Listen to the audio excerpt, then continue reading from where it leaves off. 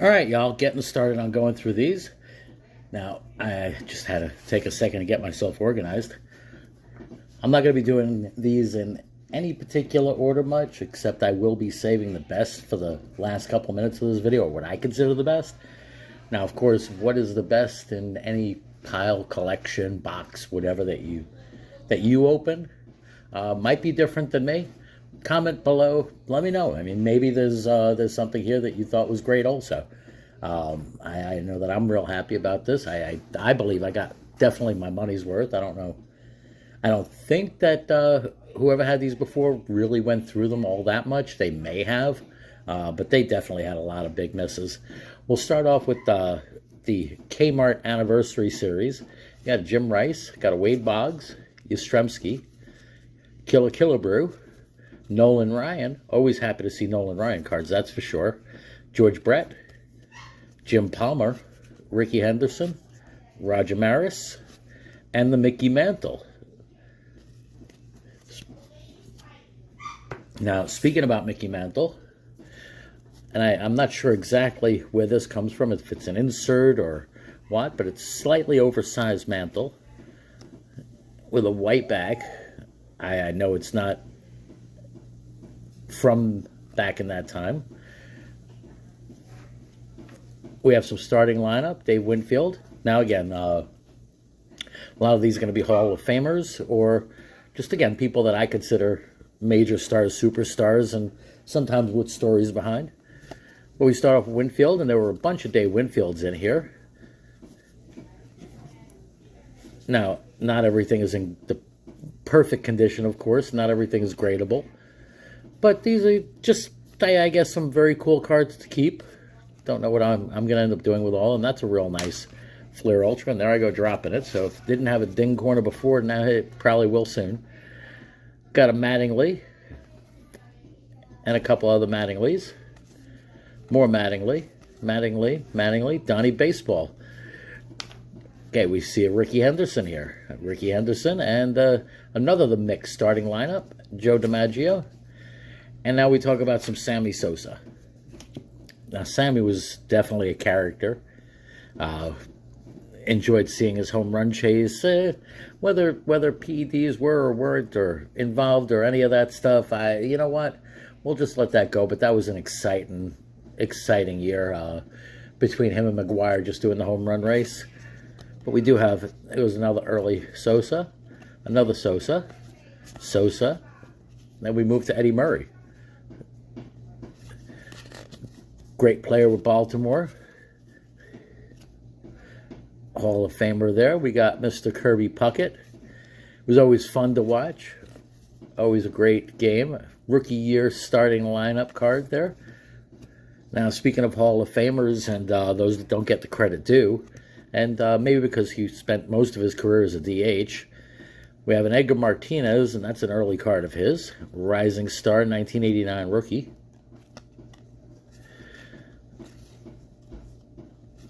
Got more Martinez. We have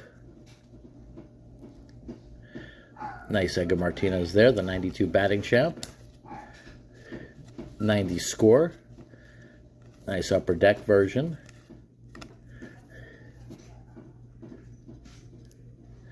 Good looking card there. Paul Molitor. Move on to Paul Molitor now. Another Hall of Famers with the Brew Crew. Now these portrait cards just always creep me out a bit. They make no sense to me, but they are what they are. I'm happy to find them. Bunch of Molitors. Molitor. And there's an Eddie Murray that should have been in order with the other ones. So we have Molitor followed up by Eddie Murray. It's an old-time all-star game. All right, we move on to an Andre Dawson. Now, I'm not sure what set or what part of the 88 set, if this is an update set or what, but just a completely different Dawson card. Got a Phil Niekro, got a 1981 Lou Whitaker. Got Sheffield, got a Yastrzemski. It's got a nasty little crease down the middle, but nice to find a Yaz and the Yaz puzzle card. Continue with Hall of Famers, Eckersley, Seaver, Goose, the NL strikeout leader, Pedro Martinez. Got a Brooks Robinson. That's very cool. Looking at the Topps Purina, Ralston Purina Company, Rod Carew. Great hitter. Batting average. I mean, you definitely somebody that you'd want on your team. Andre Dawson, Wally World Joiner, Ruben Sierra. Now, Sierra and Joyner, they're just, I guess, big players that I remember from back in my teen years that they were supposed to be huge stars, supposed to be, and they were really good. They ended up not really being totally Hall of Fame material, but just a lot of fun to watch. Continuing on, we got Bert Blyleven. Roger Clemens, got Rocket Roger in his Boston uniform early on. Dream Team Clemens. We move on to Wade Boggs. There are a bunch of Boggs cards here. Dream Team Boggs again. The Hills Team MVP Boggs. Then we got another Hall of Famer, Harold Baines. Dream Team Baines. Couple really nice Baineses there. As I said, I don't think that this box was really searched before it was taped up and then sold. So to me, it's an absolute great find. Move on to Carlton Fisk. A lot of Carlton Fisk cards here. Again, none of these are really high value cards, but just cool to have in a collection. Cool to find just in a random box purchase, that's for sure. I mean, I don't know if I'm going to be holding on to all of them or putting into team packs or something else on eBay. I'm not exactly sure how I'm going to work with all of these. But I do know I need to shelf all commons that are still in that box and eventually do something with them. Continuing on, we have some George Bretts here. Got Bo Jackson, Award Winners 1990. It's a nice card there. Bo Jackson. Now, I believe that's from the American League Leaders set. There are a bunch of those, not the Bows. And unfortunately, the one that has real actual value, if I'm not mistaken, there was a PSA 10 sale recently. That was somewhere north of $500. That would be the Griffey. Unfortunately, there were none of those in here. But still, finding a Bo Jackson, I'll take those all day. Again, I don't always just look at cards for what kind of value or profit. I mean, sure, that helps. It helps me keep buying more cards. But sometimes it's just also the personal, the sentimental that goes along with it, the memories. Got Lee Smith, Hall of Famer there, and a whole mess of Lee Smith cards.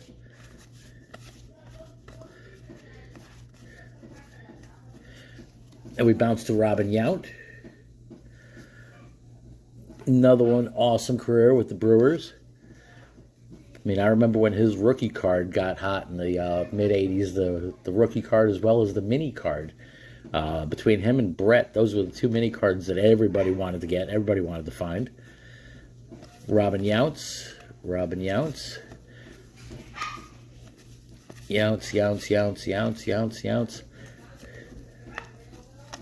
Now, back then also, and again, I'm thinking about like the mid to late 80s, to 84 to maybe 88. It wasn't uncommon to find a candy store or some other shop, maybe a mini arcade or something like that, you know, a pinball place or a slightly underground place in New York City that still had cards from the mid to late 70s in packs. I do remember in the early 90s finding a candy store in the city that had packs from 78, 79, 80. That was a lot of fun, but not as many around anymore, that's for sure. I think most people, unless you have an attic find or a basement find, or kind of like what I've been having, a garage find, you're not gonna really find unopened, unripped packs from that far back much anymore.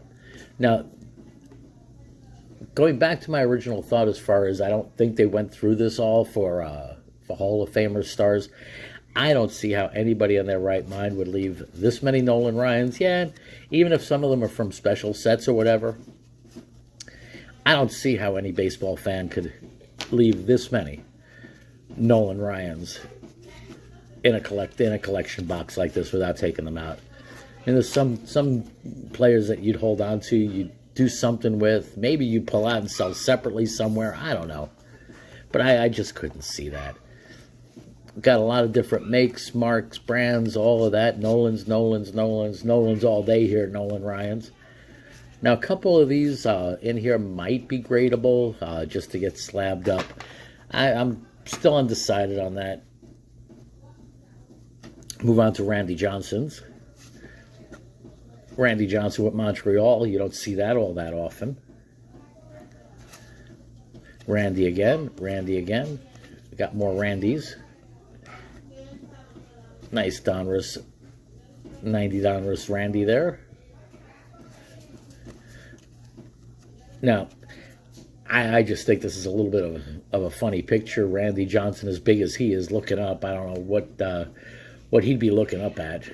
I think most of his time be looking down on people, and I don't mean that in a bad sense, of course. Just I guess a height joke, you know. I mean, as great as he was, and I'm just thinking about recent events. There's great players that make it to New York, and for one reason or another, they just don't maybe play their best game in Yankee Stadium, in the Bronx, in the city, whatever it might be. It might be too much scrutiny. It might be too much stress or whatever. Being on the huge national stage that it always is, and Yankee fans could definitely be rough on players. You could be the best player in the world, and all you need to do is make one error, and it'll get remembered for weeks in the stadium. It is what it is. I mean, they have their players that they love, the players that they hate, and the time periods that they do. I mean, I remember a time, not too long ago, but then again, it's everything is relative, when Jeter was being booed in the stadium, and for Yankee fans to boo Jeter, I mean, you never thought you'd see the day, but they were. All right, we got some Ripkins here. Now, even some Ken Griffey Jr.'s. Starting lineup card. Super Nintendo card. Now, some of these I'm just happy because I've never seen these cards before. The Super Nintendo card I've never come across in my life. I mean, that's a really nice Flair Ultra card of him. Back of that one. All right, now we're going to take a quick look through the blues, as I've been calling them. These are the AL leaders. Unfortunately, I didn't get a Griffey, and I left the bow with bows, but we did find a Sheffield.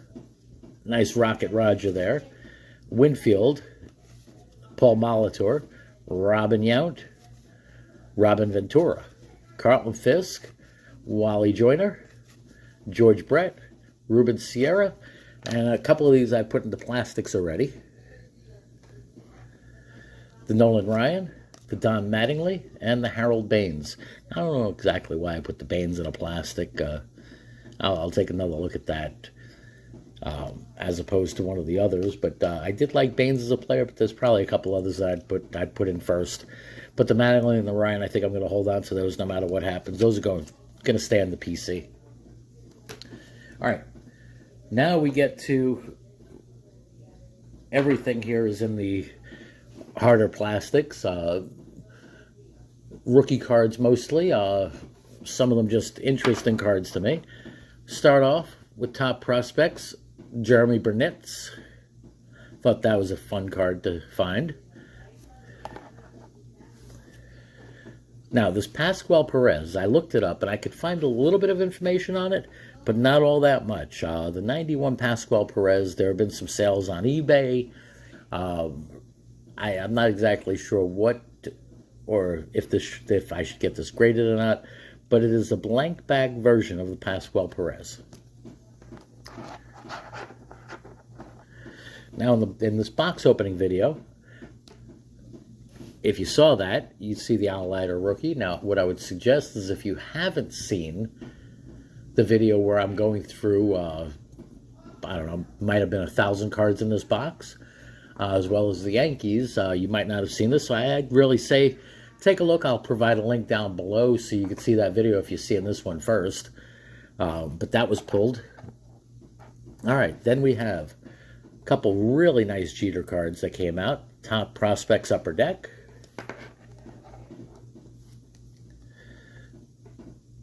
Draft Pick, Score Jeter. Nice card there. And my favorite one out of the whole box is the Jeter Rookie. Is the Topps Jeter Rookie. This is a phenomenal card. One of the cards that I'll always keep just on the side. I mean, it'd be nice to have a graded one, but you know what? If I have one in my collection that's not graded, that's fine also. I mean, Jeter's Jeter. All right, then we have a Johnny Damon Rookie, and I have these things sliding around here. Johnny Damon Rookie.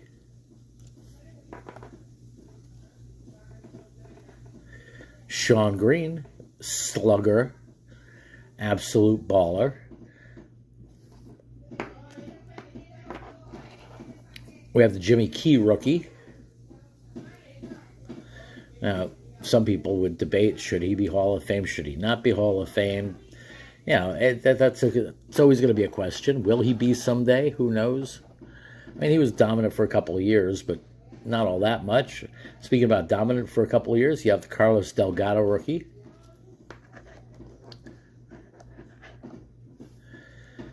Now, for Yankee fans during the mid to late 90s, you absolutely know the Tino Martinez and who he was with the Yanks. Got his rookie card. And yes, there's a couple different Sammys. A couple really nice Sammy rookies. I'll be taking those under the glass because I do believe the Fleer, I'll measure it out. It looks a bit off-center, right to left. The score looks 100% better centered, perfectly on center. It may have a ding in the upper corner. When I put it under the glass later or tomorrow, I'll get a better sense of whether I should possibly think about having it graded or not. You know, the junk wax, sometimes you don't know if you really want to get it graded. And then finishing up with 2 Edgar Martinez cards for my Seattle Mariners friends out there.